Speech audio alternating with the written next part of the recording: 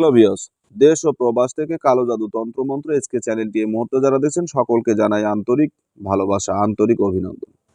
দেশ ও দেশের বাইরে থেকে কালো জাদু তন্ত্রমন্ত্র এসকে চ্যানেলটি এই মুহূর্তে যারা দেখছেন সকলকে জানাই আন্তরিক ধন্যবাদ। ভিডিওর শুরুতে জাতিগতভাবে প্রত্যেকটা মুমিন মুসলমান ভাই বোনদেরকে জানাই সালাম, আসসালামু আলাইকুম।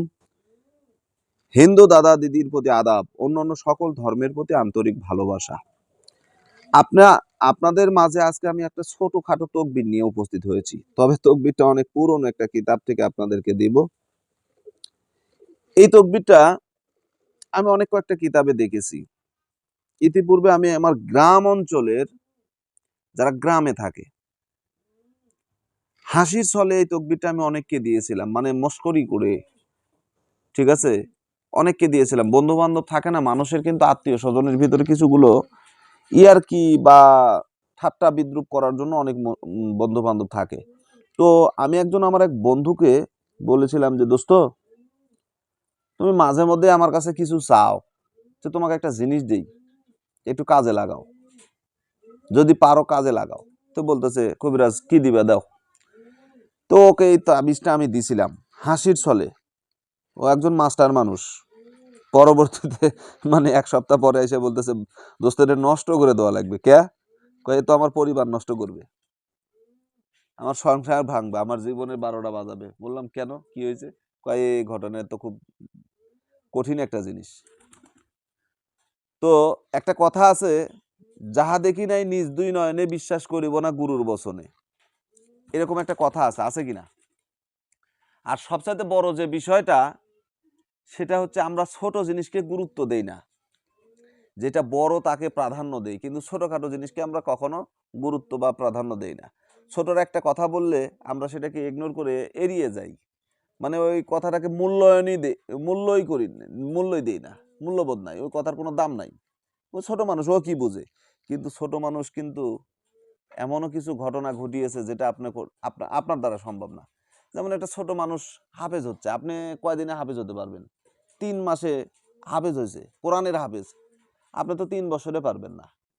তো আল্লাহ তাআলা ছোটদের মাথার ভিতর কিছুগুলো আলাদা আধ্যাত্মিক জ্ঞান রাখে।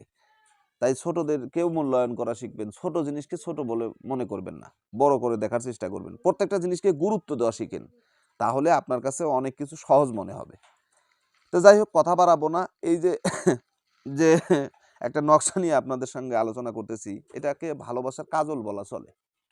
আসলে এটা ভালোবাসা মহব্বতের একটা কাজল। আমি বলি যে এটা মহব্বতের কাজল বা ভালোবাসার কাজল। আসেন আপনাদেরকে দেখাই।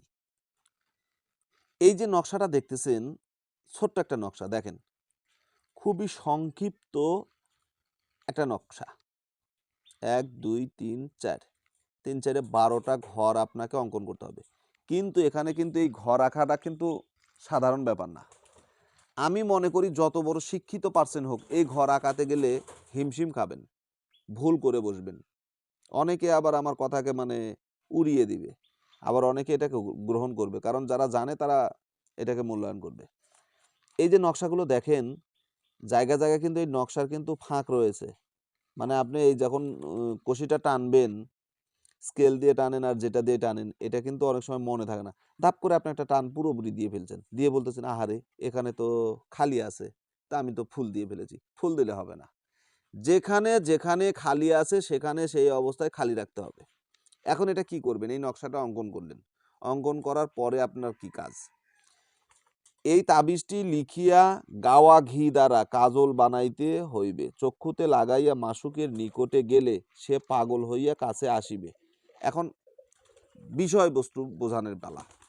এই যে নকশাটা অঙ্কন করবেন, অঙ্কন করার পরে নিচে আপনি যাকে পাগল করতে চাচ্ছেন তার নাম লেখেন, বিনতে তার মায়ের নাম লেখেন। যদি সে মেয়ে হয় তাহলে প্রথমে সে মেয়ের নাম লেখেন, তারপরে বিনতে তার মায়ের নাম, এরপরে আলা হুব্বে লেখেন এখানে। লেখার পরে আপনার নাম, ইবনে আপনার পিতার নাম লেখেন। লেখার পরে এই তাবিজটা আপনাকে ঘি ঘি এর সাথে প্রলেপ দিয়ে এই তাবিজটাকে জ্বালিয়ে দেন, পুড়িয়ে দেন, মোমবাতির আগুনে পুড়িয়ে দেন। পুড়িয়ে দেওয়ার পরে এটার যে একটা ছাই হবে না, এই ছাই দিয়ে আপনি একটু ওর সাথে সরিষার তেল বা যে কোনো তেল লাগিয়ে ওটাকে কাজল আকারে বানিয়ে নেন, চোখে লাগান, ওই মানুষের সঙ্গে দেখা করেন, দেখেন তামাশা, ম্যাজিক দেখতে পারবেন, ম্যাজিক দেখতে পারবেন, জাদুর ম্যাজিক এটা, ঠিক আছে? 100% কাজ করবে, কাজ করলে কাজ হবে। তো আশা করি বুঝতে পেরেছেন। ভালো থাকুন, সুস্থ থাকুন। আল্লাহ হাফেজ।